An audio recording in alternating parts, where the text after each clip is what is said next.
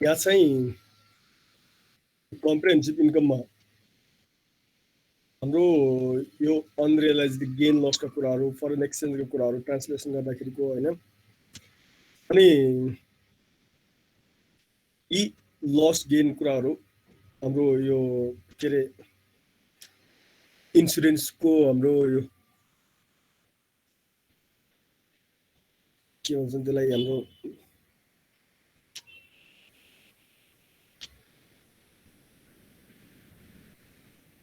म ठ्याक्कै नाम बिर्सेँ है,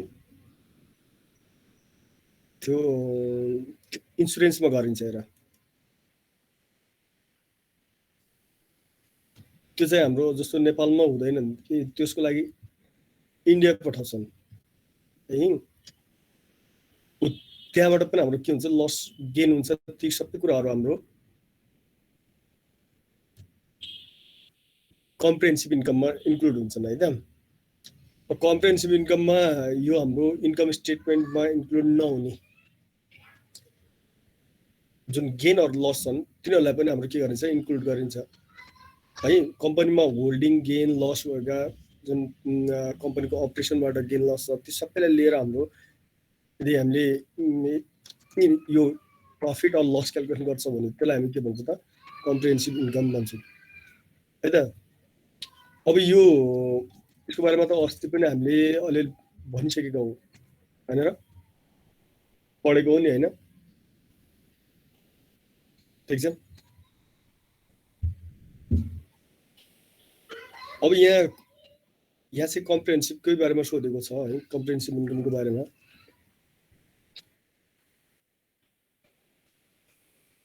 Assume that you are the accountant for Illis Corporation. Exam? यो इलिस कर्पोरेसनको हाम्रो के हो रे, अकाउन्टेन्ट हो, which has issued its 2012 annual report. 2012 को एनुअल रिपोर्ट इस्युड गरेको छ रे। You have received an inquiry from stockholders who has question about several items in the annual report. हामी एकाउन्टेन्ट है, हामीले यो इस्यु गरेका छौँ कम्पनी तर्फबाट 2012 को एनुअल रिपोर्ट, र अब हामीलाई केही इन्क्वायरीहरू आएको छ है, केही क्वेसनहरू, अनि त्यो हाम्रो एनुअल रिपोर्टसँग रिलेटेड है, including why Ellis has not shown certain transaction on the income statement. हाम्रो इन्क्वायरी चाहिँ के हो त भने चाहिँ हामीले पाएको इन्क्वायरी चाहिँ यो इन्कम स्टेटमेन्टमा केही सर्टेन ट्रान्जेक्सनहरूलाई किन देखाउँदैन, हामी किन इन्क्लुड गर्दैन हैन त। Ellis 2012 balance sheet reveal two accounts in stock holders equity unrealized gain loss available for sale securities एउटा account, loss on foreign currency translation adjustment second हाम्रो एकाउन्ट। यो दुईटा एकाउन्ट चाहिँ हाम्रो है, यो अनरियलाइज गेन अर लस र loss on foreign currency translation चाहिँ यो दुईटा ब्यालेन्स सिटको स्टक होल्डर्स इक्विटी सेक्सनमा चाहिँ देखाएको छ, कुरो बुझ्यौ। तर हाम्रो यो गेन लसका कुराहरू त हाम्रो इन्कम स्टेटमेन्टमा हुनुपर्ने हो नि त। केही सर्टेन ट्रान्जेक्सनहरूलाई हाम्रो इन्कम स्टेटमेन्टमा नदेखाएर हामीले कहाँ देखाउँछौँ, स्टक होल्डर्स इक्विटीमै देखाउँछौँ, कम्प्रिहेन्सिभ इन्कममा देखाउँछौँ। For which the dollar amounts involved were not reported on the income statement. ठिक छ, यो दुईटासँग रिलेटेड कुराहरूलाई हाम्रो इन्कम स्टेटमेन्ट चाहिँ देखाएको छैन, तर कहाँ देखाएको छ त, स्टक होल्डर्स ब्यालेन्स सिटको स्टक होल्डर्स इक्विटी सेक्सनमा देखाएको छ। अब हामीलाई सोध्छ क्वेसनले भनेको बुझौँ, एनुअल रिपोर्टमा चाहिँ है, एनुअल रिपोर्ट हेर्दाखेरि यो दुईटा एकाउन्ट देखाएको छैन कि हाम्रो उसमा इन्कम स्टेटमेन्टमा, तर यो दुईटा एकाउन्टलाई हाम्रो कहाँ देखाएको छ त, स्टक होल्डर्स इक्विटी सेक्सनमा देखाएको छ। Required draft of written response to the stockholders inquiry that explain the nature of two accounts and the reason the amounts involved were not recorded on the 2012 income statement. एउटा हामीले चाहिँ draft बनाउनु पर्ने छ है। त्यो स्टक होल्डरहरूको जुन query थियो हामी एकाउन्टेन्टलाई आएको, त्यो इन्क्वायरीलाई रिस्पोन्स गर्ने गरेर हामीले एउटा ड्राफ्ट चाहिँ बनाउनु पर्ने छ है। त्यहाँ चाहिँ हाम्रो त्यो इन्क्लुड हाम्रो 2012 को इन्कम स्टेटमेन्टमा इन्क्लुड नगर्नुको रिजन के हुन् त है। तिनीहरूलाई हामीले देखाएर के हुनुपर्छ त, एउटा ड्राफ्ट चाहिँ बनाउनु पर्छ। Do you think that the concept of the comprehensive income would be useful to explain the impact of all events for Ellis Corp?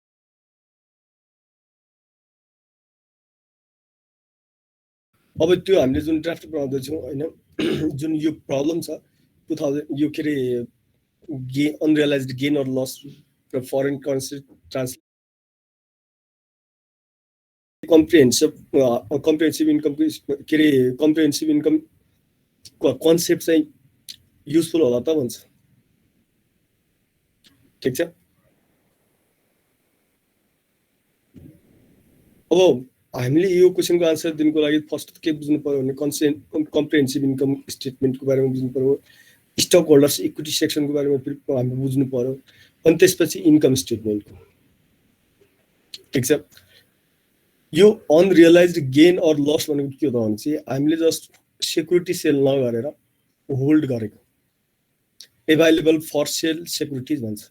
Sale गर्नको लागि हामीसँग छ भन्नुको मिनिङ के हो त भने चाहिँ यो हामीले होल्ड गरेको, होल्ड गर्दाखेरिको गेन अर लसलाई हामीले इन्कम स्टेटमेन्ट किन देखाएनौँ, त्यो पनि त हाम्रो त्यहाँबाट पनि त हामीले गेन र लस त यो भइरहन्छ, कुरो बुझ्यौ। अनि फरेन करेन्सी ट्रान्सलेसन गर्दाखेरि जस्तो हाम्रो एक्सचेन्ज होइन कि ट्रान्सलेसन गर्दाखेरि आज हामीसँग US डलर छ है, $100 छ मान्दिउँ, अनि त्यसको चाहिँ नेप्लिज ट्रान्सलेसन हेर्दाखेरि हाम्रो कति देखिन्छ 123 100 कति छ 32 हो, 132 बाट इन्क्रिज भएर के भइदियो 140 भयो, तर हामीले त्यसलाई एक्सचेन्ज चाहिँ गरेका छैनौँ। ट्रान्सलेसन गर्दाखेरि के हुन्छ हाम्रो गेन अर लस देखिन्छ भने चाहिँ त्यति बेला हामीले त्यसलाई इन्कम स्टेटमेन्ट किन देखाएनौँ है। अनि यो ब्यालेन्स सिटको स्टक होल्डर सिक्युरिटीमा किन देखाएका छौँ, क्वेसन त्यति हो। ठिक छ। यो दुईटा पोइन्टमा फोकस हुनुपर्ने हो। सुनिरहेको छु मलाई? अन्त ठिक छ। अघि मैले त्यो जुन के अरे हाम्रो इन्सुरेन्समा भनेको थिएँ नि त, त्यो चाहिँ एक्चुअरी भन्छन् क्या है। हाम्रो एक्चुअरीमा पनि गेन लस हुन्छ, त्यसलाई पनि हामीले यो कम्प्रिहेन्सिभ इन्कममै देखाउँछौँ है। अब त्यो एक्चुअरी चाहिँ हाम्रो नेपालमा गरिँदैन, नेपालको जति पनि हाम्रो यो इन्सुरेन्स पोलिसीहरू छन् तिनीहरूको एक्चुअरी चाहिँ हाम्रो इन्डियामा नि गरिन्छ क्या। ठिक छ।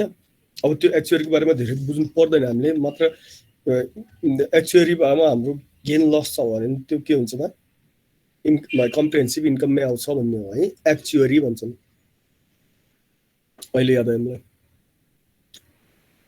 अब हेर यसलाई अब किन होला त्यस्तो भन त, भन्न सक्छ कसैले? सकिन्छ यो आन्सर, यसको आन्सर दिन?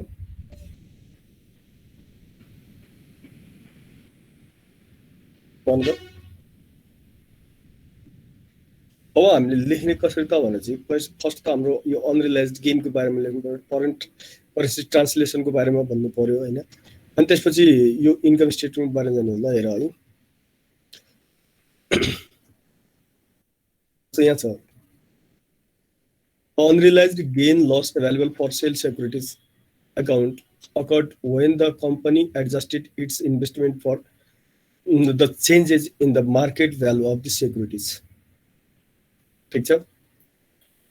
यो चाहिँ हाम्रो यो कति बेला हुन्छ त भनेपछि unrealised gain loss available for sale कति बेला हुन्छ त भनेपछि अब हाम्रो मार्केट भ्यालु चेन्ज हुन्छ, हामीले पर्चेज गरेको प्राइस भन्दा इन्क्रिज भयो, चेन्जेस भनेको इन्क्रिज पनि हुनसक्छ डिक्रिज पनि हुनसक्छ है। इन्क्रिज भयो हामीलाई गेन हुन्छ, डिक्रिज भयो लस हुन्छ हामीले पर्चेज गरेको भ्यालु भन्दा। ठिक छ, यो चाहिँ कति बेला हुन्छ भनेर मात्र देखाएको। When a company buys stock in another company and the value of the stock changes, it is necessary to write up or down the stock. In this case of available for sale securities, the adjustment is recorded directly to stockholders equity category. ठीक छ, हामीले stock purchase गर्यौँ, त्यसको price बढी भयो, increase भयो, decrease फल भयो, त्यति बेला चाहिँ हामीले त्यो प्राइस पनि के गर्नुपर्छ त, हाम्रो सेक्युरिटिज कति हो त त्यो भ्यालुएसन गरिरहेको हुन्छ। हामी बढीको छ भने चाहिँ राइट गर्छौँ, हाम्रो घटेको छ भने राइट डाउन गरेर हामीले के गर्छौँ त त्यसको भ्यालु हामी राख्छौँ र त्यो त्यसको एडजस्टमेन्ट जति छ त्यो हामीले कहाँ रेकर्ड गर्छौँ त स्टक होल्डर्स इक्विटी क्याटेगोरीमा। ठिक छ, एउटा यो भनौँ। The account title loss on foreign currency translation adjustments occurred when assets held in currencies other than US dollar were converted to dollars.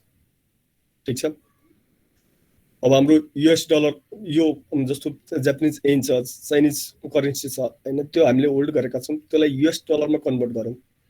Nepalese rupees छ, त्यसलाई US डलरमा कन्भर्ट गर्दाखेरि के हुन्छ त यो लस अन फरेन करेन्सी है translation or gain on foreign currency translation देखिन्छ। During that conversion a gain or loss occurs. This gain or loss is not the result of selling the assets and is often referred to as a paper gain or loss. यी चाहिँ हाम्रो के हुन्छ भने चाहिँ security sale गरेका छैनौँ, dollar exchange गरेका छैनौँ, त्यो केसमा के हुन्छ त भने चाहिँ पेपर गेन अर लस मात्र हुन्छ। कुरो बुझ्यो, हामीलाई एक्चुअली पैसा आएको चाहिँ हुँदैन, डलर एमाउन्ट आएको हुँदैन, पेपरमा चाहिँ हामीले गेन र लस भनेर हामीले जस्ट फिल मात्र गर्छौँ, त्यसलाई देखाउँछौँ मात्रै। ठिक छ, there are argument pro and cons on the concept of comprehensive income. Some firms believe that some items should not be presented on the income statement because of their size and volatility. ठीक छ, सोधेको पनि यही किन देखाउँदैन त भने चाहिँ तिनीहरूको भोलाटिलिटी आज बढ्छ भोलि घट्छ है, पर्सि बढ्छ, अनि अब त्यस्तो गेनहरूलाई हामी एउटा सर्टेन पिरियडको इनमा गएर के गर्छ हामी रेकर्ड गर्छौँ। ठिक छ, अब त्यो त हामीलाई वर्षमा कति गेन कति लस भइरहेको छ, त्यस्तो कुराहरूलाई एकदम भोलाटाइल स्टकहरूलाई सेक्युरिटिजहरूलाई हामी डे टु डे अब त्यसरी हामीले रेकर्ड गरेको हुँदैनौँ। ठिक छ, यो पेपर गेनहरूलाई त्यही भएर हाम्रो के गर्दैनौँ हामी यो इन्कम स्टेटमेन्टमा देखाउँदैनौँ। इन्कम स्टेटमेन्टमा हामीले सेल गरिसकेपछि हाम्रो करेन्सी नै हातमा आयो, त्यति बेला मात्र के गर्छ त हामी गेन अर लस भनेर प्रेजेन्ट गर्छौँ। ठिक छ, presentation on income statement may make it difficult for statement users to predict future income. यदि हामीले यस्ता भोलाटाइल स्टकहरूलाई राखिदियौँ भने है, सेल नगरिकन पेपर गेन अर लस मात्र हामीले पेपर गेन अर लसलाई मात्र रिपोर्टेड गरिदियौँ भने अब भोलिको दिनमा हाम्रो त्यो सेक्युरिटी सेल गरेपछि त कोर बिजनेसको त इन्कम होइन, त्यो त नन बिजनेसको हुनसक्छ होइन त। यस्ता एक्टिभिटिज भनेको त जुन इन्भेस्टिङ एक्टिभिटिज छन् त्यो त नन बिजनेसको चाहिँ अब हाम्रो कम्पनीको एक्चुअल प्रफिट कति हो, भोलिको दिनमा प्रफिट कति हुनसक्छ त हामीले प्रिडिक्ट गर्न गाह्रो हुन्छ क्या। सही तरिकाले हामीले लिन सक्दैनौँ। जस्तो बिजनेसको कोर हाम्रो कोर बिजनेसको चाहिँ प्रफिट छ भने त्यहाँबाट हामीले सही इस्टिमेट गर्न सक्छौँ कि यो अबको आउने वर्षहरूमा चाहिँ हामी कति अर्न गर्न सक्छौँ त। ठिक छ, यसरी हामीले यी भोलाटाइल स्टकहरूमा हामीले यो रिपोर्टेड गर्दै गयो भने चाहिँ प्रिडिक्ट गर्न गाह्रो हुन्छ। एउटा थरीको यु बिलिभ है त। Other firms believe that all income items should be reflected on the income statement. केही फर्महरूले माथि जस्तो हाम्रो त्यो राख्नु हुँदैन एकदम भोलाटाइल स्टकहरूलाई भनेर बिलिभ गर्छन् र उनीहरूले राख्दैनन्। अरू केही फर्महरूले राख्छन् पनि, ठिक छ। केही कम्पनीहरूले राखेको पनि देखिन्छ इन्कम स्टेटमेन्टमा, देख्छन्। अनि they believe that income is more useful if the statement user can view the effect of all items. यिनीहरूले के सोच्छन् त भने चाहिँ अब हाम्रो फ्युचर प्रिडिक्ट अर्को यो कोर बिजनेस यो केही पनि होइन, यो इयरमा पेपर गेन अर लस, यो उसको इन्भेस्टमेन्ट कति इन्क्रिज भयो, सबै कुरा खोज्छन्। भनेपछि तिनीहरूले ती फर्महरूले चाहिँ के गर्छन्, यस्तो हाम्रो यो हाम्रो सेक्युरिटी एभाइलेबल फर सेलको गेन अर लस कुराहरू, ट्रान्सलेसनको हाम्रो गेन अर लसको कुराहरूलाई इन्कम स्टेटमेन्टले देखाउँछ। ठिक छ, कुरो बुझौँ। यो थ्योरिटिकल खालको क्वेसन थियो होइन, खासै हाम्रो यो उनी भएन। कम्प्रिहेन्सिभ इन्कम त्यस्तो सोध्ने होइन। यहाँबाट तिमीहरूलाई सोध्ने भनेको यो स्टक डिभिडेन्डका stock holders equity section prepare गर्नुपर्ने यी कुराहरू नै बढी सोध्ने हो। ठिक छ। कम्प्रिहेन्सिभ इन्कमको बारेमा हाम्रो यो स्टक होल्डर्स इक्विटीमा आउने भएकोले यसको बारेमा पनि हामीले जान्नुपर्ने हुन्छ। कुरो बुझौँ। ल भनौँ त अब यो 11-14 कम्प्रिहेन्सिभ इन्कममा मलाई सोध्नुपर्ने छ केही?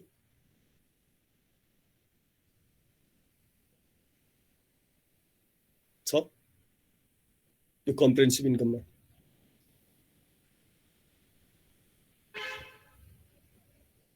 छैन है।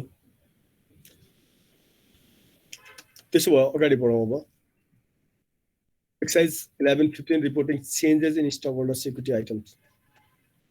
On May 1, 2011, Reddy Incorporation has common stock of 3,45,000. मलाई सुनिरहेको छौ?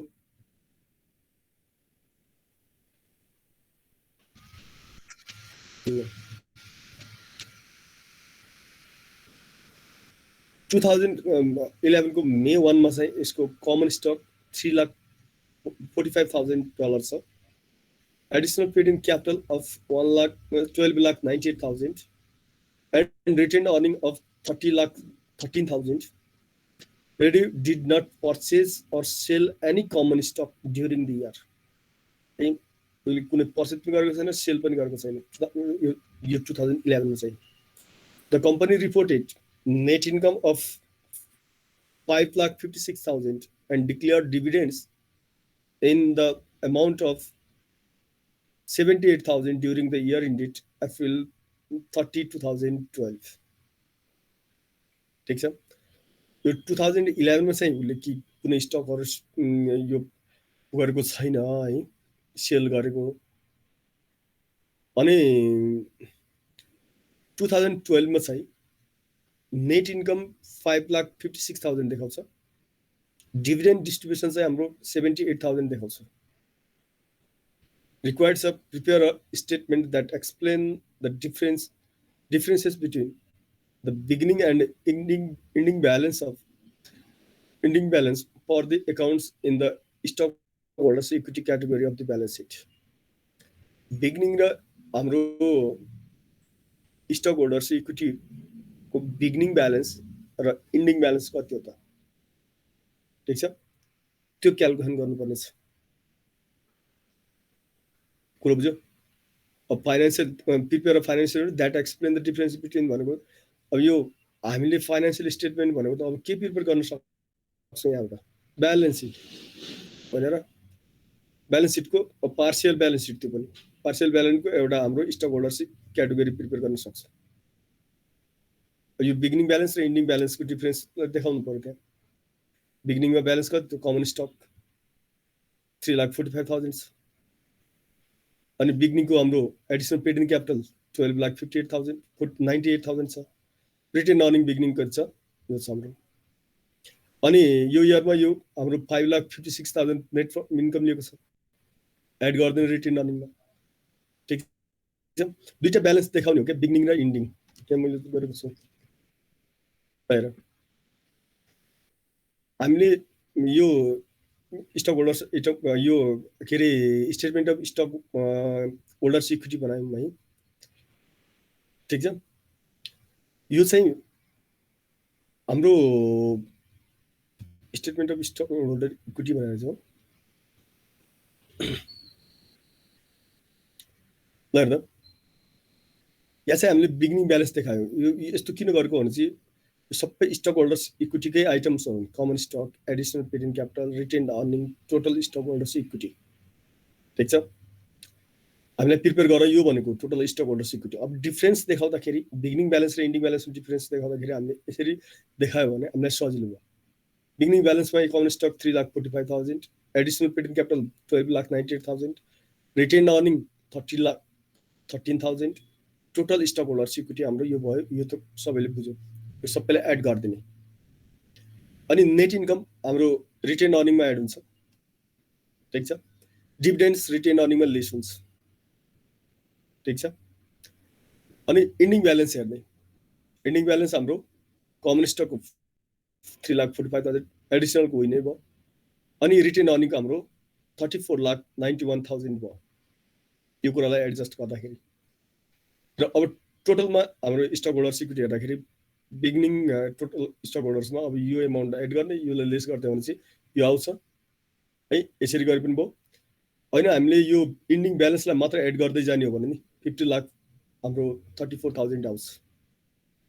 अब यो किन यसरी गरेको भने चाहिँ टोटल स्टक होल्डर्सको बिगिनिङ ब्यालेन्स कति हो र टोटल स्टक होल्डर्सको इन्डिङ ब्यालेन्स कति हो भने सोधेको थियो नि त।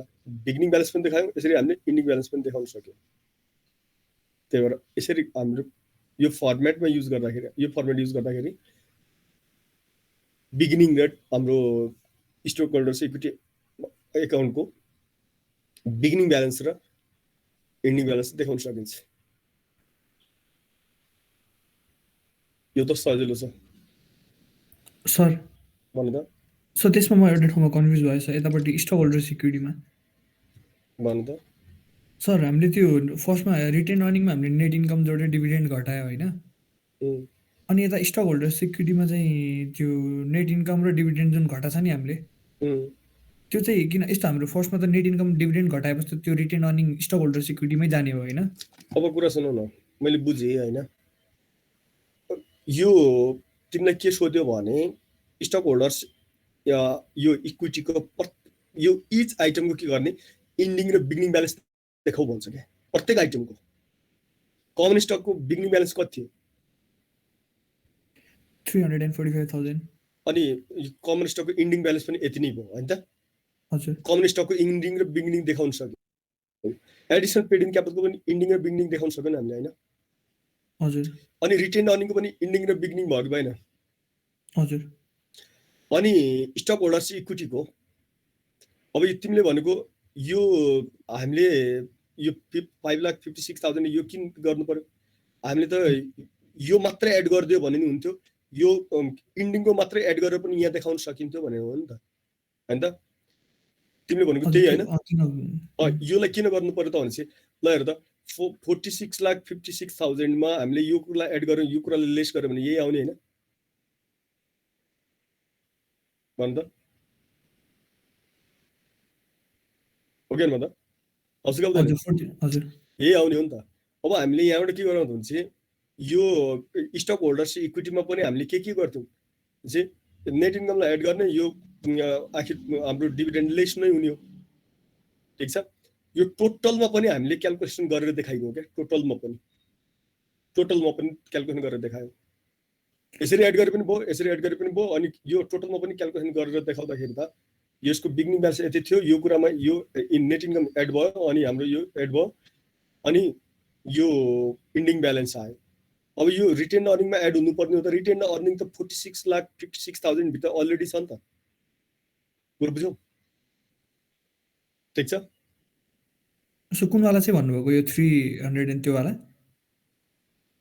30 लाख 13,000 यो 46 लाख भित्र छ कि छैन 46 लाख 56,000 भित्र त्यो बिगिनिङ ब्यालेन्स हैन हजुर छ नि त हैन त अनि यो रिटेन अर्निङ हामीले छुट्टै देखाएको हुनु जरुरी हुँदैन अब तिमीले यसरी बुझ बिगिनिङ ब्यालेन्समा स्टक होल्डर्सको बिगिनिङ ब्यालेन्समा नयाँ यसलाई एफेक्ट गर्ने न्यू आइटम के हुन् भन त त्यही नेट इन्कम डिभिडेन्ड हो बस त्यसलाई पनि देखाइदियो हामी यहाँबाट पनि आउँछ यहाँबाट पनि आउँछ क्या यो म्याट्रिक्स वेमा हामीले सोलुसन गरेको हो क्या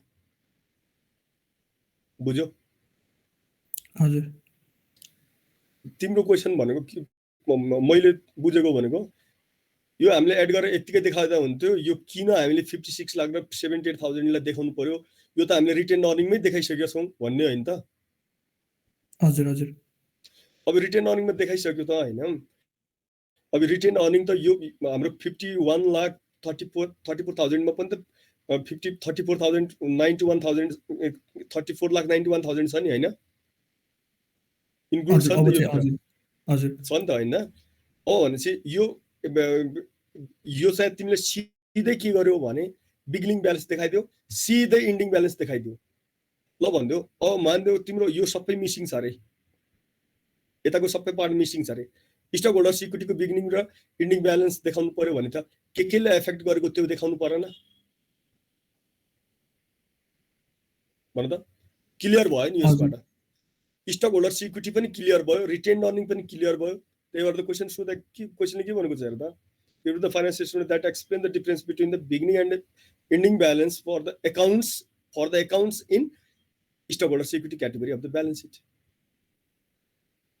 पुरो बुझ्यौ अब हामीले अकाउन्ट्समा पनि गरौँ अनि टोटलमा पनि देखाइदियौ सर हजुर सर यो हामीले यो क्वेशनमा नि सर दुईटा स्टक होल्डर्स इक्विटी बनाइदिए हुन्छ एउटा पहिलो ब्यालेन्स अनि अर्को चाहिँ नि त्यो रिटेन अर्निङ्स वा नेट इन्कम र डिभिडेन्ड हुन्छ सिधै तिमीहरुले सुन न सिधै के गर्दिने भने नि यो डिस्कसको पोइन्ट नै होइन क्या सिधै के गर्दिने 46 लाख 56,000 टप बिगिनिङ भइल्यो हैन यो यताको सबै आइटम जोडेर अनि यो 5 लाख 56 र 78,000 यो रिटेन अर्निङको इन्डिङ ब्यालेन्समा एडजस्ट भइसकेको छ हजुर यताको सबै जोडेर सिधै हामीले के गर्दियौ 50 लाख 34,000 इन्डिङ ब्यालेन्स भनेर देखाउन सकिन्छ हजुर सर त्यही कुरो बुझौँ अब यो के रे हाम्रो यो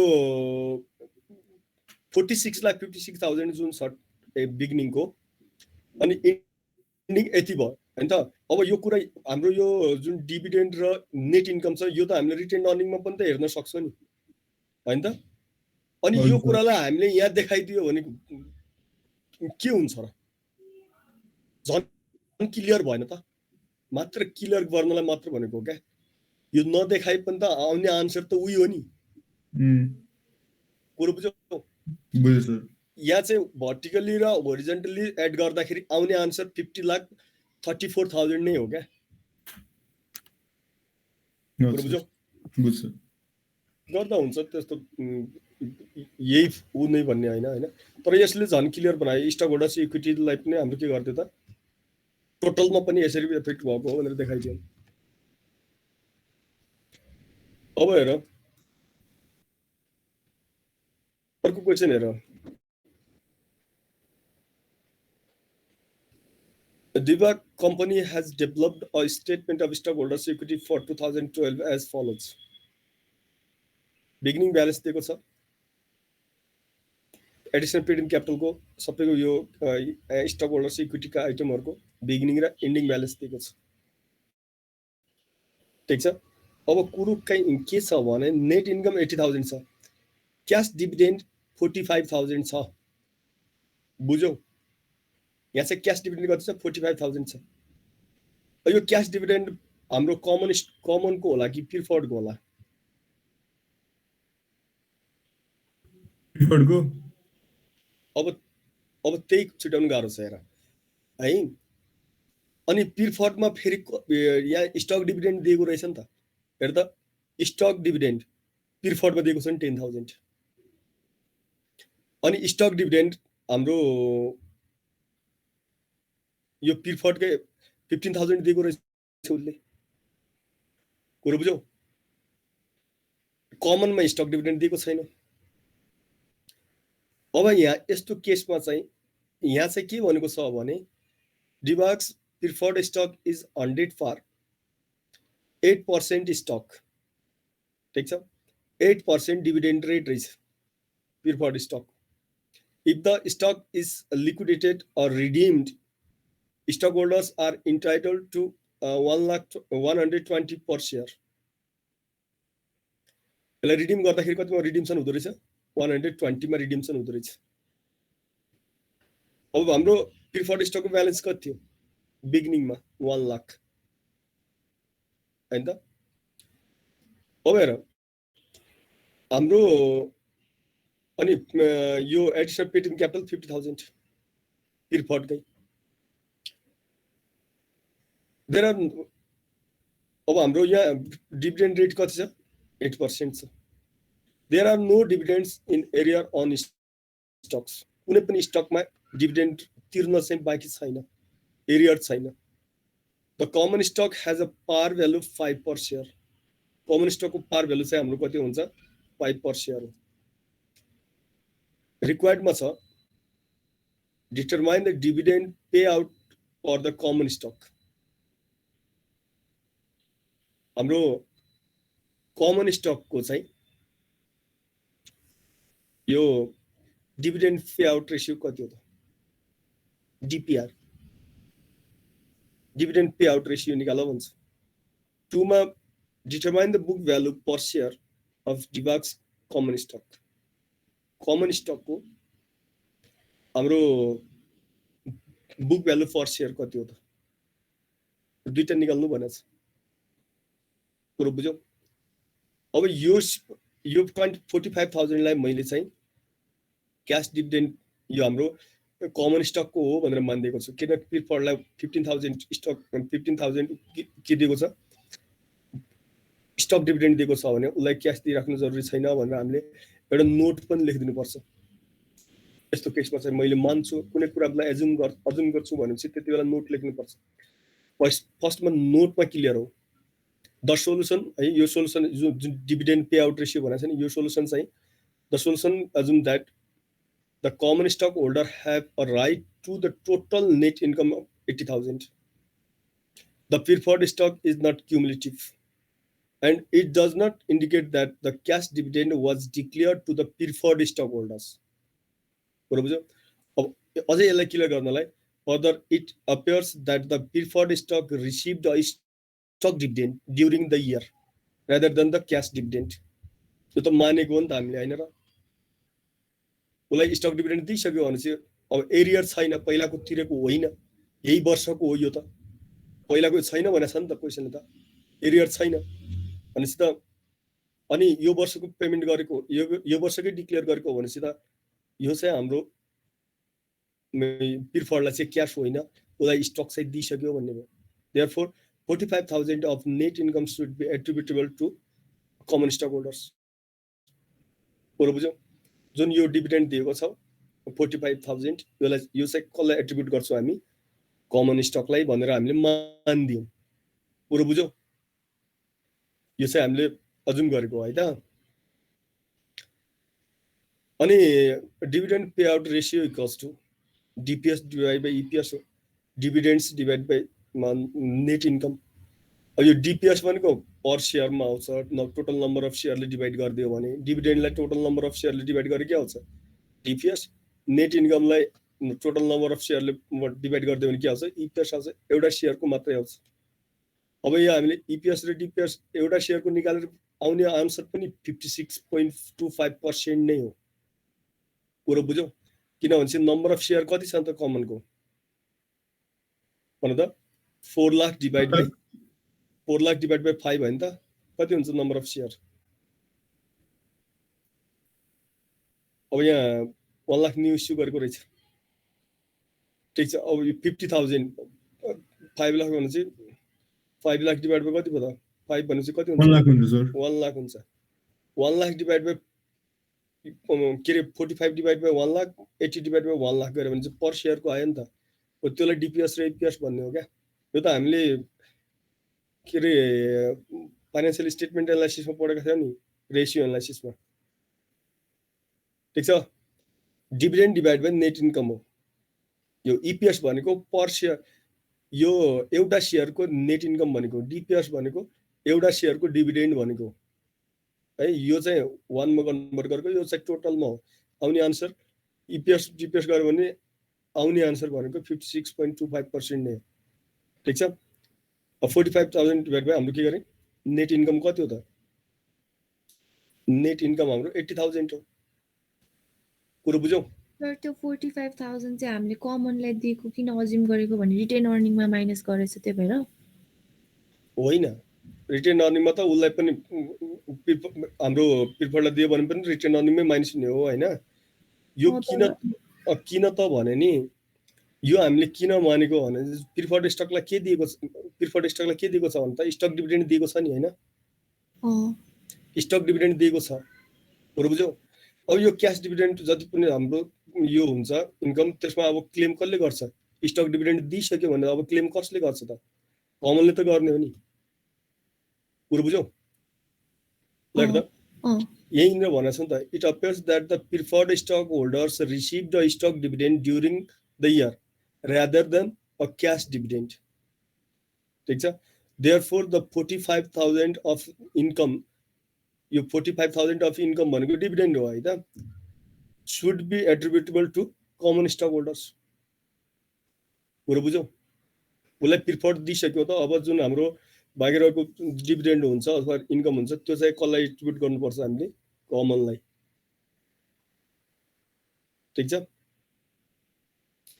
अब तिमीहरूले फेरि होइन यो प्रिफर्डलाई पनि हो, क्यास डिभिडेन्ड प्रिफर्डलाई पनि हो, स्टक डिभिडेन्ड प्रिफर्डलाई हो भने चाहिँ त त्यस्तो त्यति राम्रो हुने भयो त भन त। अन्त जस्तो हाम्रो 1 लाखको 8% भनिदियो, 8,000 योबाट डिडक्ट गरिदियो भने कति पाउँछ त? 37,000 कसले पाउने भयो? कमनले पाउने भयो। 37,000 डिभाइड बाइ 80,000 गरिदियो। कुरो बुझ्यौ? त्यो पनि तिमीहरूले त्यो एजुम गर्यो भने मिल्छ। 8,000 हामीले कसलाई छुट्याइदियौँ? प्रिफर्डलाई। अनि बाँकी कति हो? 37,000 हो डिभिडेन्ड। 37,000 चाहिँ हामीले के गर्यौँ? कमनलाई दियो भने चाहिँ कमन स्टकको डिभिडेन्ड पे आउट रेसियो आउँछ। कुरो बुझ्यौ? अब त्यो गर्नुभन्दा किन त्यस्तो गर्नु पर्यो? हामीले स्टक डिभिडेन्ड प्रिफर्डलाई दिएकै छ भने क्यास पनि त दिँदैन होला नि, त्यति धेरै त प्रिफर्डलाई दिन मिल्दैन। कुरो बुझ्यौ? त्यही भएर हामीले के गर्यौँ? जति पनि डिभिडेन्ड छ त्यो डिभिडेन्ड भनेको कमनको हो भनेर मानिदियो त सबभन्दा सजिलो सिद्धियो। अनि डिपिएसको के अरे डिपिआरको फर्मुला के हुन्छ? Dividend divide by net income हो। 56.25% आयो। यसको मिनिङ के हो त भनेपछि जति नेट इन्कम छ त्यसको 56.25% कसको हो त? कमन स्टक होल्डरले पायो इन्कमको चाहिँ, टोटल नेट इन्कमको यति पायो भनेको। ल अर्कोमा सोधेको छु बुक भ्यालु। फेरि हाम्रो यो हजुर भन्दा यो हामीले डिपिएसमा कहिले पनि कमन स्टक पनि युज गर्नुपर्छ? डिपिएसमा जहिले पनि कमनकै डिपिआरमा हामीले कमनकै लिएका हुन्छौँ है त। प्रिफर्ड स्टकको यसो हुन्छ नि त, डिपिआर भनेको यही त हो नि, 8% त नि उसले पाउने भनेको त होइन र? उसको त डिभिडेन्ड रेट फिक्स हुन्छ नि। अब यसको भनेको के हो भने चाहिँ यो डिपिआर भनेको के त भने चाहिँ नेट इन्कममा कति % डिभिडेन्ड पायो भने होइन भन त। 80,000 कम्पनीको ओभरअल के हो? इन्कम हो। त्यसमा चाहिँ कति डिभिडेन्ड, कति नेट इन्कम ओनरले घरमा लग्यो त? 45,000 होइन लगेको? डिभिडेन्ड भने के हो भने त कम्पनीको नेट प्रफिट ओनरले लानु होइन, कति % लग्यो त? अन्त 56% लग्यो। अब यो उसको त डिपिआर त छँदैछ नि। अब यसले हाम्रो कम्पनीमा जति इन्कम भयो भने है, यहाँ अब यो अहिले 80,000 छ, 8 बिलियन प्रफिट भए पनि उसले पाउने प्रिफर्डले कति हो? 8% नै होइन त पाउने, फिक्स डिभिडेन्ड हुन्छ नि त्यसको त, बुझ्यौ? हजुर त्यही भएर हामीले डिपिआर भन्ने बित्तिकै हामीले कमनकै गर्छौँ है त। सर अनि एउटा अर्को कुरा, यो स्टक डिभिडेन्डमा जुन हाम्रो 15,000 भन्नुभयो नि सर अघि हजुरले रिटेन अर्निङबाट घटाएको, अनि यो पेड इन क्यापिटल प्रिफर्डमा चाहिँ 5,000 चाहिँ किन लेखेको हो खासमा यो टेबलमा चाहिँ? ल हेर, अब फेरि त्यही क्वेसन आयो। तिम्रो स्टक डिभिडेन्डले के गर्छ त, मार्केट प्राइसलाई हेर्छ कि हेर्दैन? स्टक डिभिडेन्डले यसको पार भ्यालु पो 100 हो, कुरो बुझ्यौ? यो 105 मार्केटमा चलिरहेको भने के हुन्छ स्टक डिभिडेन्ड दिँदाखेरि? 5 त हाम्रो एडिसनल पेड इन क्यापिटलमा जाँदैन र? अस्ति पढाएको थियो त हामीले, अस्ति पढेको होइन र? सर एउटा म बिचको क्लासमा एब्सेन्ट थिएँ कि अनि थाहा भएन होला, अहिले बुझेँ हो मैले। त्यही हो, कुरो बुझ्यौ? हजुर यो प्रिफर्ड स्टकमा जहिले पनि पार भ्यालुले हुन्छ होइन, बाँकी पैसा हाम्रो मार्केट भ्यालु हुन्छ नि। हजुर त्यो मार्केट भ्यालुको जति पनि बाँकी रहन्छ पार भ्यालु भन्दा त्यसलाई हामीले एडिसनल पेड इन क्यापिटलमा राख्छौँ क्या। हेर त यहाँ थियो नि त हाम्रो क्वेसन स्टक डिभिडेन्डमा, हेर त कमन स्टकको पार भ्यालु कति हो? 10 पार, अनि 10% स्टक डिभिडेन्ड दियो। ल हेर त common stock was selling for 30 per share, common stock कतिमा सेल भइरहेछ? $30 30 मा हो। अब तिमीले स्टक डिभिडेन्ड दिएको हो नि 40,000 को 10% दिएको होइन, नम्बर अफ सेयरको पो 10% दिने हो नि हजुर स्टक डिभिडेन्ड भनेको त, कुरो बुझ्यौ? अनि यो अब 4,000 भयो, 4,000 इन्टु 10 चाहिँ कमन स्टकमा जाने भयो, 4,000 इन्टु 20 चाहिँ कहाँ जाने भयो त? एडिसनल पेड इन क्यापिटल हो। त्यही हो। अब यो जुन 8% दिएको छ नि यहाँ, यो 8% भनेको क्यास डिभिडेन्ड रेट हो क्या, स्टक डिभिडेन्ड रेट होइन नि यो त, बुझ्यौ? यो चाहिँ स्टक प्रिफर्ड स्टकको डिभिडेन्ड, यो क्यास डिभिडेन्ड रेट हुन्छ क्या जहिले पनि। अब यहाँ प्रिफर्ड स्टक दियो, स्टक डिभिडेन्ड दिएको छ भने चाहिँ अरू नै क्रेडिट युज गरेको हो उसले, त्यही भएर त एमाउन्ट दिएको छ उसले। ए त्यो पर्सेन्टेज चाहिँ हाम्रो त्यो हाम्रो त्यो क्यास मार्केट डिभिडेन्ड दिएको छैन हैन? क्यास डिभिडेन्ड नै हुन्छ, प्रिफर्ड स्टकमा दिएको डिभिडेन्डको रेट क्यास डिभिडेन्ड नै हुन्छ। यसको प्रिफर्ड स्टकलाई स्टक डिभिडेन्ड कमै दिन्छ, एकदम रेयर केस हुने भनेको क्यास डिभिडेन्ड नै पाउँछ, कुरो बुझ्यौ? हजुर डिटरमाइन, अब बिग टुतिर जाउँ, डिटरमाइन द, हजुर भन्नु त। सर यो additional paid in capital preferred पनि घटाउने हो है? के त? कमन स्टक होल्डर्स इक्विटी निकाल्नलाई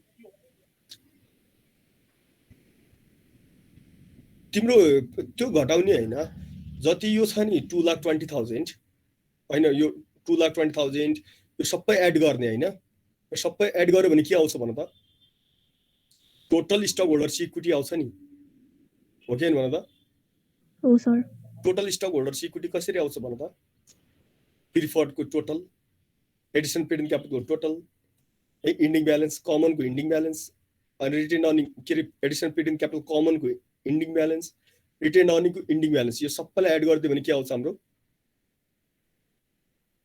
के आउँछ भन त? Total stock holders equity. अब त्यसबाट हामीले के कुरालाई लेस गरिदिनु पर्छ? Liquidation value of the preferred stock हो कि हैन लेस गर्ने हामीले भन त? हो सर। लिक्विडेसन भ्यालु कति हो भन त? 120 पर शेयर हो नि, हो? हो सर। हो। हामीले अब यो 120 into number of preferred stock कति? 10,000 हो कि 1,000 हो? 1,000 हो हैन त? किनकि पार भ्यालु कति हो? 100 हैन? प्रिफर्ड स्टकको पार भ्यालु कति हो? 100। अनि प्रिफर्ड स्टकको हाम्रो भ्यालु कति छ? 1 लाख। 1 लाख डिभाइड बाइ 100 गर्दियो भने नम्बर अफ कमन स्टक कति आउँछन्? 1,000 हो? बुझिरहेको छ कि छैन? यस सर। 1 लाख 1,000 इन्टु 120 हामीले लिक्विडेसन भ्यालु पो हामीले के गर्ने हो? लेस गर्ने हो नि त। लिक्विडेसन भ्यालुलाई लेस गर्ने हो क्या। ल हेर त अब यहाँ छ प्रिफर्ड स्टक हाम्रो 1,10,000 छ है। हाम्रो यो प्रिफर्ड 55,000 भयो है। 100 इन्टु कुनको आयो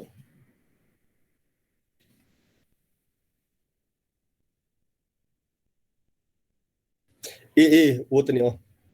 यो इन्डिङ ब्यालेन्स कति हेर त, इन्डिङ ब्यालेन्स 1,10,000 हो नि इन्डिङ ब्यालेन्स त। हामी त इन्डिङ ब्यालेन्सलाई लिने हो नि टोटलमा होइन। हो sir. Stock holders ending balance कति छ भन त, कमन स्टकको 1,10,000 छ नि। 1,10,000 डिभाइड बाई 100 गर्दाखेरि कति हुने भयो त? यो नयाँ इस्यु, यो स्टक डिभिडेन्ड दिनु भने नयाँ सेयर पनि त इस्यु गरेको हो नि उसले। 1100 भयो नि होइन। हो सर। हो 1100 नम्बर अफ सेयर्स बरु बुझ्यौ। अब त्यो लिक्विडेसन भ्यालु भनेको 1100 इन्टु 120 ले हामीले के गरिदिनुपर्छ, मल्टिप्लाई गरिदियो भनेपछि त लिक्विडेसन भ्यालु आयो नि, त्यो भ्यालु चाहिँ डिडक्ट हुने हो क्या। अब हेर प्रिफर्ड स्टक कति हुने त 1,10,000 भयो नि त इन्डिङ ब्यालेन्स 1,10,000। अनि प्रिफर्डको हाम्रो एडिसनल पेड इन क्यापिटल कति हो 55,000। अनि त्यसपछि हाम्रो कमन स्टकको पार भ्यालु कति छ हाम्रो, के अरे कमन स्टकको भ्यालु कति हो 5 लाख गर्यौँ। अनि त्यसपछि हाम्रो यो कमनको 55,000 छ एडिसनल पेड इन क्यापिटल 50,000 गर्यौँ।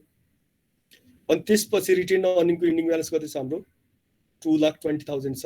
2,20,000 हामीले एड गरौँ त सबै इन्डिङ ब्यालेन्स लिएर हामीले के गरौँ त टोटल स्टक होल्डर्स इक्विटीलाई एड गर्नु के अरे हामीले निकाल्यौँ। टोटल स्टक होल्डर्स इक्विटी 9,35,000 छ। अब हामीले यो कमन स्टक होल्डर्सको इक्विटी कति हो त भन्न जानलाई त हामीले लिक्विडेसन भ्यालु अफ प्रिफर्ड स्टकलाई के गरिदिनु पर्छ, लेस गरिदिनु पर्छ। पुरो बुझ्यौ। लिक्विडेसन भ्यालु कति हो त भनेपछि लिक्विडेसन भ्यालु भनेको उनीहरूलाई जाने अथवा उनीहरूलाई तिर्ने भ्यालु हो क्या। लिक्विडेसन रिडिम्सन भ्यालु हो नि त उसले। अब मलाई भन यो 9,35,000 भनेको त कमन र प्रिफर्ड दुईटैको हो नि होइन। कमन र प्रिफर्ड दुईटैको होइन। हो सर। अनि अब यसमा चाहिँ कमनले कति मात्र राइट राख्छ त, कमनले कति लान्छ त भनेपछि त 100 सेयर्सको के अरे 1100 सेयरमा 120 को रेटले लाने हो। लिक्विडेसन भ्यालु त उनीहरूलाई तिर्ने भ्यालु, रिडिम गर्ने भ्यालु कति हो त 120 हो पर सेयरमा। कुरो बुझ्यौ। भनेपछि यो 9,35,000 मा हाम्रो के अरे प्रिफर्ड स्टकको राइट भनेको 1,32,000 को मात्रै हो। अब तिम्रो क्वेसन कहाँनिर रहन्छ भने यो प्रिफर्ड स्टक त 1,10,000 55,000 भन्दाखेरि त प्रिफर्ड स्टकको त 1,65,000 देखिन्छ हो कि होइन भन त।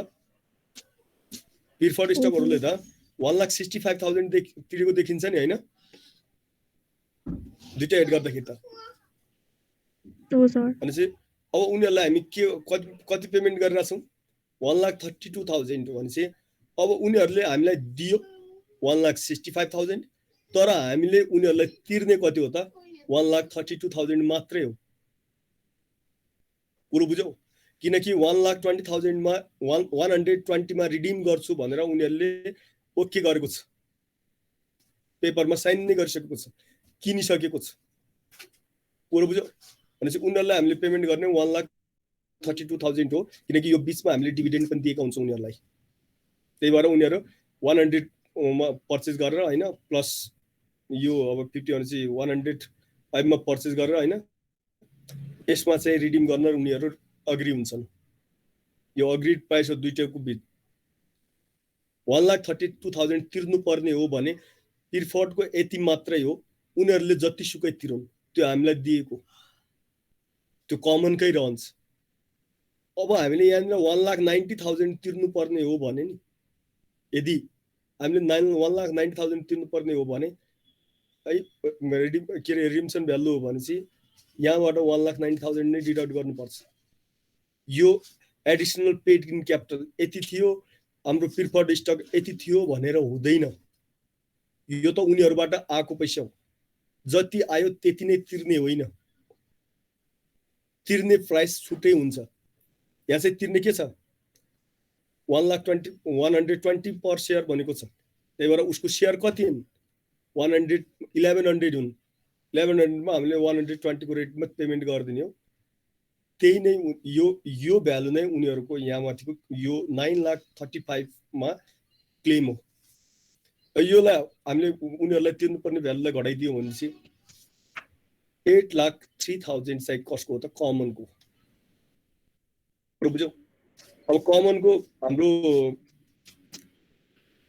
कमन स्टक ओनरसिप कति आयो, 8,03,000 आयो।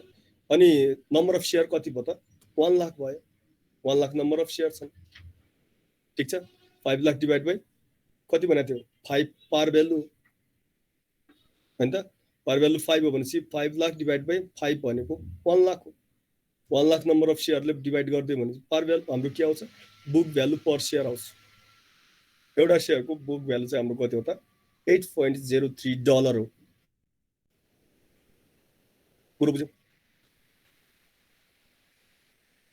बुझेँ सर। हो, यो तिमी जस्तै अरूले पनि सोध्छन्, प्रिफर्डले त यति 1,65,000 पेमेन्ट गरेको, उनीहरूको त राइट यति नै हुनुपर्ने हो भन्ने सोध्छन् नि, हैन र? त्यसो हुँदैन। पुरो बुझ्यौ? अब उनीहरूलाई पेमेन्ट गर्ने हाम्रो रिडिम्सन प्राइस हुन्छ नि त, रिडिम कतिमा गर्ने भन्ने कुरा हुन्छ। जति रिडिम्सन गर्नुपर्ने त्यति नै हो नि त। पुरो बुझ्यौ? जस्तो तिमीले मलाई 1 लाख रुपियाँ दियौ, मैले तिमीलाई के भने भनेपछि म तिमीलाई इन्ट्रेस्ट धेरै दिन्छु तर तिमीलाई म 80,000 मात्रै तिर्छु है भने। पुरो बुझ्यौ? अब तिम्रो मसँग 10 लाख रुपियाँ भयो, त्यसमा तिम्रो राइट कति हुन्छ, 80,000 मात्रै हो। 80,000 तिमीलाई दिन्छु भनेको हो नि। मसँग 10 लाख रुपियाँ छ भने तिम्रो मसँग कतिको क्लेम हुन्छ, 80,000 को मात्रै हुन्छ, बाँकी पैसा मेरै हुन्छ नि त। पुरो बुझ्यौ? यस सर।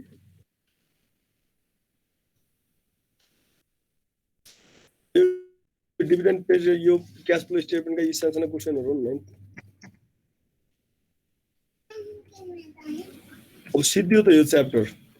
अब यहाँ हेर, लङ प्रब्लमहरु हेर त सबै यस्तै हुन्।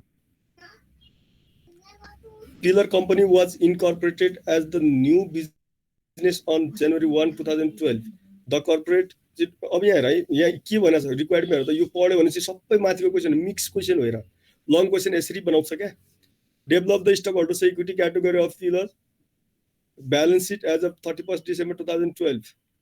Indicate the on the statement number of shares authorized, issued, outstanding। यो त अब हामीले लेख्ने तरिका नै हो नि त। फर्स्टमा अथराइज लेख्छौँ, इस्युड लेख्छौँ, अनि आउटस्ट्यान्डिङ लेख्छौँ। प्रिफर्ड र कमनको दुईटै देखाउनु भनेको छ, त्यो पनि इन्डिकेट गर्नु भनेको छ। अब यहाँ हेर त, Pillar company was incorporated as a new business on January 1, 2012।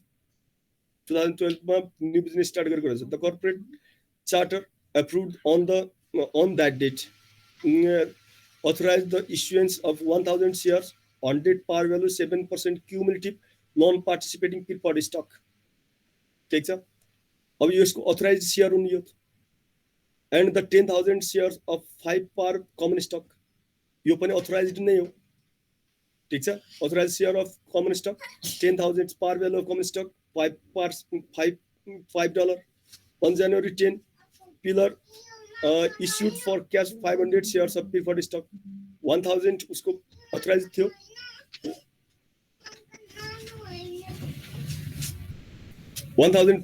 हाम्रो 1,000 shares अथराइज थियो प्रिफर्ड को। आउट अफ 1,000 shares 500 shares के गरे इस्युड गरे कतिमा, 120 एडिशनल पेड इन क्यापिटल प्रिफर्डमा जाने भयो, 100 चाहिँ प्रिफर्ड स्टकमा, and 4,000 shares of common stock है 80 पर शेयरमा गयो। उसको यो कमन स्टक को हाम्रो पार भ्यालु कति हो, 5 हो। 80 मा सेल गर्दै 80 मा इस्यु गर्यो 4,000 है।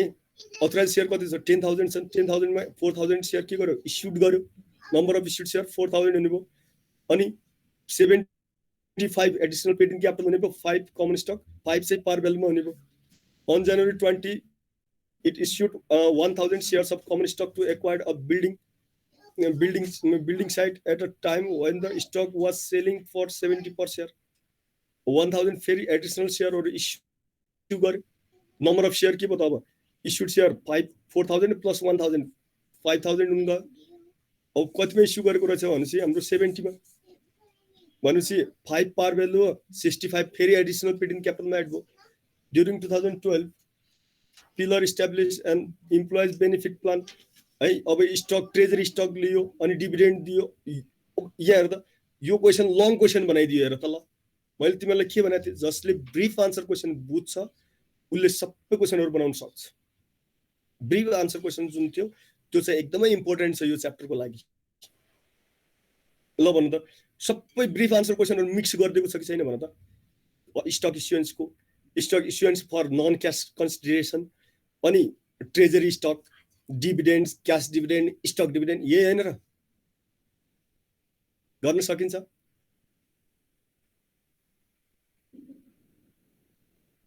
कुरा बुझ्यौ? सक्छ यो। अनि 2 मा छ इभ्यालुएटिङ अल्टरनेटिभ इन्भेस्टमेन्ट। अब इन्भेस्टमेन्ट इभ्यालुएटिङ गर्ने हो, ठीक छ। यो हाम्रो इन्भेस्टमेन्ट यो अल्टरनेटिभ इन्भेस्टमेन्ट इभ्यालुएसन, इन्भेस्टमेन्टको इभ्यालुएसन चाहिँ हाम्रो यो उसमा छैन है, कोर्समा होइन, सिलेबसमा चाहिँ होइन। कुरो बुझ्यौ? यहाँ stock holders equity, stock dividend यिनीहरू नै इन्भेस्टमेन्ट इभ्यालुएसन चाहिँ छैन, तर पनि हामीले बुझिराख्दा राम्रो। अब what are the advantage and disadvantage of each investment यहाँ के छन्? व्हिच अफ कमन स्टक ल हेर्दा Elaine has received a windfall from one of her investment. है यसले चाहिँ एउटा इन्भेस्टमेन्ट गरेको रहेछ, त्यहाँबाट चाहिँ एकदमै राम्रो प्रफिट लिएको रहेछ है। She would like to invest 1 lakh of the money in Linwood इन्कर्पोरेसन।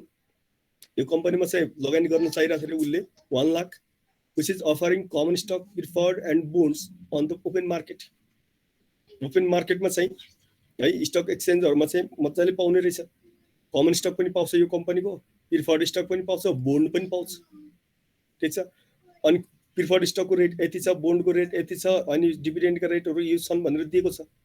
अब हामीले यो तीनटा इन्भेस्टमेन्ट अल्टरनेटिभ छन्, एउटा कमन छ, प्रिफर्ड छ, बोन्ड छ। अब कुनलाई चुज गर्ने हो त त्यो रिकमेन्ड गर्नु भनेको छ। अनि प्रत्येकको कमन स्टकको एडभान्टेज के, डिसएडभान्टेज के, प्रिफर्ड स्टकको एडभान्टेज के, डिसएडभान्टेज के, बोन्ड्सको एडभान्टेज के, डिसएडभान्टेज के हो बुझ्यौ। अब कमन स्टकमा के हुन्छ त हाम्रो भनेपछि त कमन स्टकमा अब कम्पनीले धेरै अर्न गर्यो है, उसको प्रफिट एब्नर्मली प्रफिट भयो भने चाहिँ धेरै डिभिडेन्ड पाउँछन्। प्रफिट भएन भने के हुन्छ त, लसमा गयो भने चाहिँ डिभिडेन्ड पाउँदैन।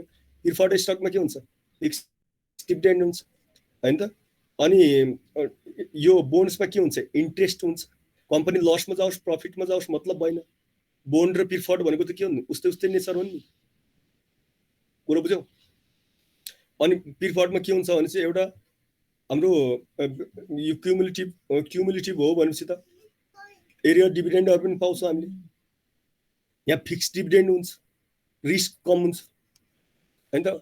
अब जस्तो कम्पनी एकदमै लसमा गयो भने नि त्यति बेला इन्ट्रेस्ट चाहिँ पेमेन्ट गर्नुपर्ने हुन्छ। बोन्ड भ्यालुएसन, बोन्डको क्लेम चाहिँ प्रिफर्ड भन्दा अगाडि हुन्छ। फर्स्टमा बोन्डले पाउँछन्, अनि त्यसपछि कमन स्टक के प्रिफर्ड स्टक, अनि लास्टमा जति बाँकी रहन्छ त्यो कमन स्टकले पाउने हो। यी कुराहरु नै लेख्ने हो हैन। यो खासै हाम्रो इन्भेस्टमेन्ट इभ्यालुएसन चाहिँ हाम्रो त्योसँग रिलेटेड भएन। अब dividend of preferred stock, common stock यो लङ क्वेसन यो, ठीक छ। यो तिमीहरूले गर्न सक्छौ, त्यस्तो अब कुनै पनि प्रब्लम छैन। हेर यदि तिमीहरूले यहाँसम्म एक्सरसाइजका क्वेसनहरु सबै बुझ्छौ, ब्रिफ एक्सरसाइजका क्वेसनहरु बुझ्छौ भनेपछि हामीले गर्न सक्छौं, ठीक छ। ल यो सँगै मैले त अब यो च्याप्टरलाई मजाले एकदम इन डेप्थमा हामीले के गर्यो त पढेर सकायौं।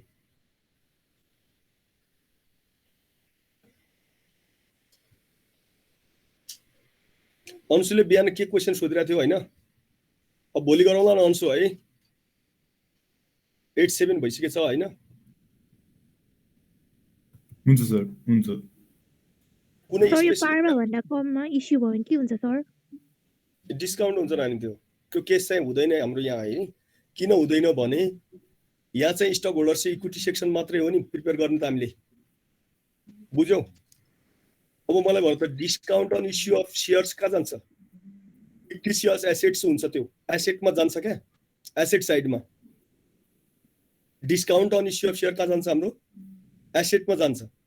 त्यही भएर स्टक होल्डर्स इक्विटीमा पर्ने आइटम मात्रै पढ्नु पर्ने हो क्या यो च्याप्टरमा हामीले। त्यही भएर discount on issue of share, discount on preferred stock, discount on issue of bonds यिनीहरू पढ्नु पर्दैन हामीले है। त्यो डिस्काउन्ट हुन्छ भन्ने छोड्दियो, सबै एडिसनल पेड ग्याप त्योभन्दा बढी नै हुन्छ भन्ने हुन्छ। जे कुराहरू स्टक होल्डर्स इक्विटीमा आउँछन् ती कुराहरूको मात्रै स्टडी हुन्छ, बुझ्यौ प्रतिष्ठा? कसले प्रतिष्ठाले सर सोधेको हो? त्यो ट्रेजरी स्टक रिइस्यु गर्ने 11/7 को त्यस्तो टाइपको क्वेसन थियो नि सर। 11/7 को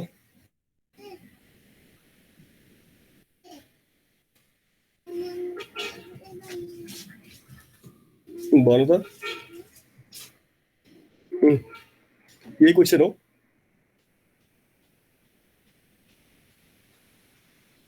सर त्यो रिसेल अफ ट्रेजरी स्टक गर्ने बेलामा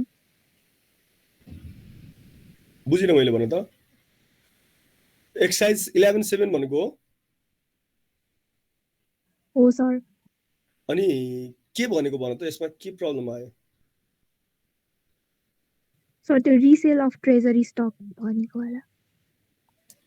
सेकेन्ड क्वेसन। यो second question, assume that the treasury stock was reissued on October 1, 12 per share। ठीक छ? ए यो ट्रेजरीको यो तिमीले सोधेको अघि ट्रेजरीको हो कि तिमीले सोधेको कमन स्टक इस्युएन्सको सोधेको हो? ओरिजिनल इस्युएन्सको सोधेको हो कि अघि सोधेको तिमीले ट्रेजरी स्टकको सोधेको हो? सर दुईटैको सोधेको। दुईटाको हो भनेपछि ट्रेजरीको यस्तो ट्रेजरीमा हामीले यो के अरे हामीले यो लसमा गरेका छौँ भने पनि त्यति बेला के हुन्छ भने एडिसनल पेड इन क्यापिटल लेख्छौँ हामी, त्यसलाई डिस्काउन्ट अन इस्यु भन्दैनौँ। त्यो ओरिजिनल जुन आइपिओ भन्छ नि हामी इनिसियली पब्लिक अफरिङ, त्यसमा मात्रै हो त्यो युज हुने। ल हेर जस्तो ट्रेजरी कतिमा पर्चेज गर्यो? ट्रेजरी तिम्रो 100 सेयर्स थियो, एट द रेट कति? हाम्रो $10। ल यति बेला जर्नलिस्ट के हुन्छ? ट्रेजरी स्टक डेबिट हैन त, क्याश क्रेडिट हैन कति? हो सर 10,000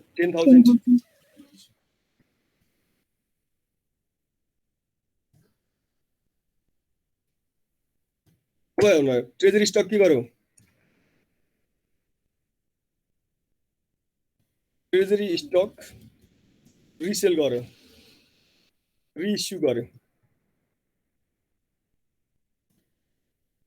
है। यो 100 treasury stock at the rate कति?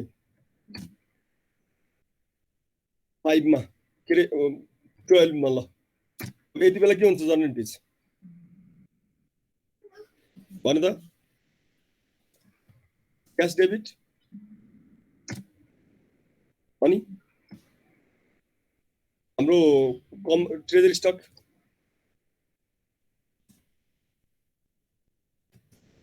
क्रेडिट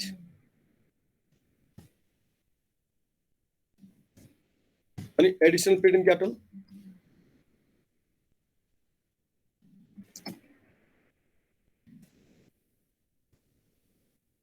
के हुन्छ?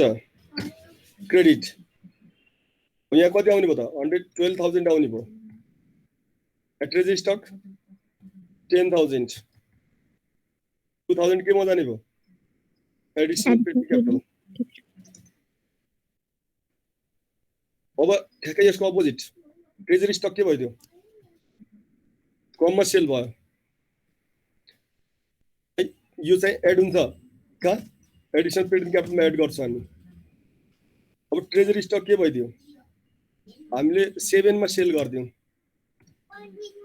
कतिमा पर्चेज गरेका थियौँ हामीले 10 मा सेल हामीले कतिमा गर्दियौँ 7 मा गर्दियौँ भनेपछि अब के हुन्छ त भने चाहिँ यो केसमा चाहिँ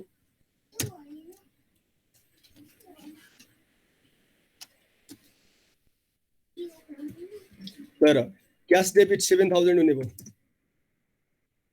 ठिक छ अनि additional paid in capital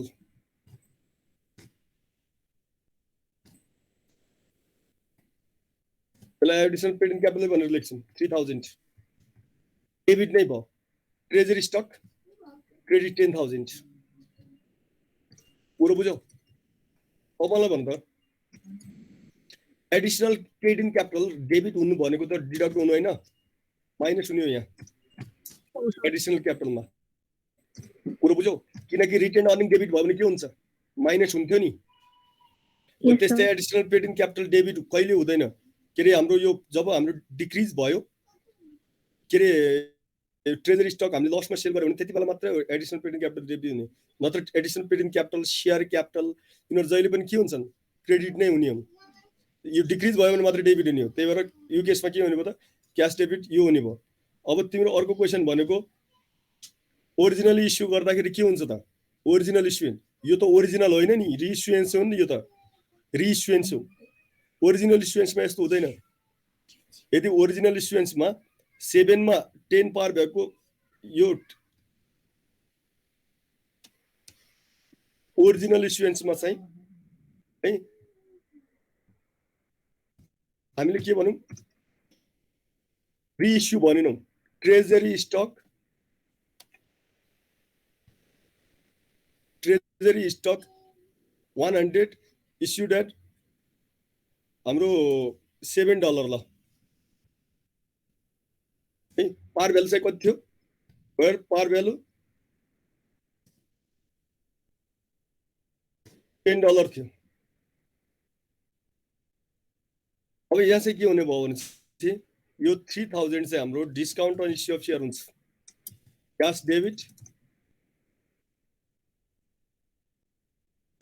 discount on issue of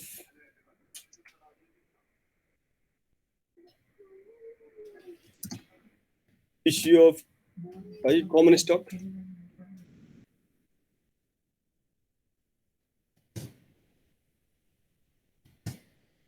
तर अब यो चाहिँ कहाँ जान्छ भने यो चाहिँ हाम्रो एसेट्समा जान्छ फिक्टिसियस एसेट्समा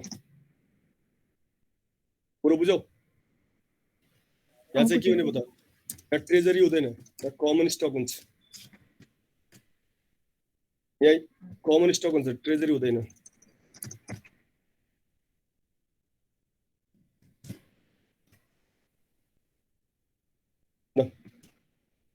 र ट्रेजरीमा हाम्रो रेसियो हामीले लसमा गएर कम यो कम भ्यालुमा यो पर्चेज प्राइस भन्दा कममा छ भने चाहिँ त्यति बेला के हुन्छ त हाम्रो additional paid in capital debit हुन्छ र additional paid in capital minus गर्नुपर्ने हुन्छ है त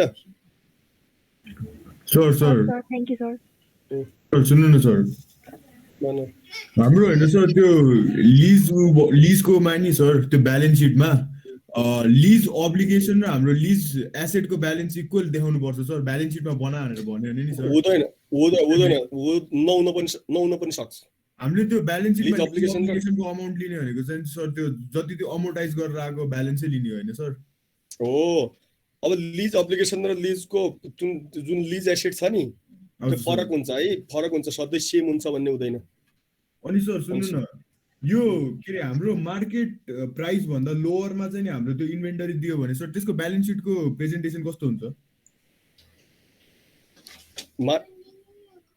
त्यो लोवर एट कस्ट भन्ने पढेको हो तिमीले हजुर हो सर त्यसको त्यो नपढ लोअर रेट कस्ट छोड्दियो। सर त्यसो सर सुन्नु न, यो च्याप्टर 5 को समग्रमा नि सर त्यो लिफो फिफो बाहेक अरू के इम्पोर्टेन्ट छ? लिफो फिफो नै त्यो छोड्दैन, अरू धेरै कुराहरू किन टाउको दुखाइराख्नु पर्यो भने लोअर रेट कस्ट नपढ यतिकै गरेको सर। हुन्छ सर है त। हुन्छ सर। ल अब के रे यसो गरौँ, हजुर भन्नु त निकिता। सर अरू च्याप्टर्सहरूको नि रिभिजन गर्न मिल्छ मिलिहाल्छ नि त। भोलिदेखि? प्रब्लम भनौँ के कुन च्याप्टर रिभिजन गर्ने, यसो गर क्या, एउटाले अर्को एउटाले बुझेको हुन्छ अर्कोले उ गरेको हुन्छ होइन, त्यति बेला अर्कोलाई बोरिङ हुनसक्छ। कुन च्याप्टर पढ्ने होइन त्यो भन पहिला, सबैजना त्यही च्याप्टर, सबैजना त्यो च्याप्टर पढ्नु। इन्भेस्टमेन्ट्स एन्ड रिसिभेबल्स वाला। सर सुन्नु न सर, यो क्रेडिट आवर जुन के रे च्याप्टरमा बेसी हुन्छ त्यसबाट बढी क्वेसन सोध्ने भन्ने हो कि यो मिथ छ सर? केही भन्न सकिन्न अन्सु, त्यस्तो हुँदैन होइन। क्रेडिट आवर भन्ने यो कहिलेकाहीँ हेर थ्योरी खालको क्वेसन पनि सोध्छ, जस्तो अघि हामीले त्यो के रे त्यो कम्प्रिहेन्सिभ इन्कम पढेका थियौँ नि। हजुर हो त्यस्तो खालको। अस्ति कोभिडको बेला जुन अनलाइन भएको थियो नि, केयुले अनलाइन गराएको थियो नि, हजुर त्यो पालिको हाम्रो अनलाइनको क्वेसन पेपर हेर त, जम्मै थ्योरी खालको छ, कोभिडसँग रिलेटेड छ एकाउन्टलाई। कुरो बुझ्यौ? कोभिडका के सोधिदिएको छ त्यहाँ, कोभिडसँग जोडेर क्या, कोभिडसँग जोडेर होइन, त्यस्तो थ्योरी सोधिदिन्छ। कहिले जम्मै न्युमेरिकल मात्रै सोधिदिन्छ हेर होइन। सर यो 5 क्वेसनहरु छ सर त हजुरसित? त्यो त मेरो यो नयाँ यो फर्मेट गरेपछि यो बल्ल तल्ल यो त तिमीहरूलाई पठाएको थिएँ नि मेलमा, त्यहाँबाट तानेर राखेको, यो सबै फर्मेट भइसकेको छ मेरो। सर एकचोटि पछितिर डिस्कस गर्नु पर्ला सर क्वेसन चाहिँ नि सर। ठिक छ, अब यसो गर नि त, तिमीहरू एउटा च्याप्टर कुन पढ्ने होइन, सबैजना आज त्यो स्टडी गर क्या। अब भोलि त्यहाँबाट सोध न मलाई, कुरो बुझ्यौ? सबैलाई सजिलो हुने त्यसरी गर्दाखेरि, तयारी पनि हुन्छ। निकिताले यो इन्भेस्टमेन्ट एन्ड रिसिभेबल भनिरहेको थियो होइन निकिता? त्यसो भयो अब भोलि सबैजनाले, सबै स्टुडेन्टहरूले के गर्नुपर्छ, सबै भने चाहिँ 26 थियो, 26बाट गरेर 15 रह्यो। सबैले इन्भेस्टमेन्ट एन्ड रिसिभेबल पढ, त्यहीँबाट सोध्नु। अहिले अब म यहाँ चुप्प लागेर यहाँ भन्ने, तिमीहरू चुप्प लागेर सुन्ने होइन। मलाई क्वेसन सोध्यो भने मात्र उसको आन्सर दिने, नत्र सिद्धियो। बुझ्यौ? तिमीहरूले क्वेसन सोध्नको लागि त पहिला आफू स्टडी गर्नु पर्यो नि। आज सबैले के गर्ने, इन्भेस्टमेन्ट एन्ड रिसिभेबल पढ, त्यहाँबाट मलाई भोलि क्वेसन सोध्ने है त। कुरो बुझ्यौ? हुन्छ सर। ल अब भोलि हामी इन्भेस्टमेन्ट एन्ड रिसिभेबल च्याप्टर पढ्छु, त्यो आज मजाले सबैजना पढ। ल टाइम धेरै भइसक्यो है, 8:20 भइसक्यो है त, मैले राखेँ। ल bye bye, good night. Thank you sir.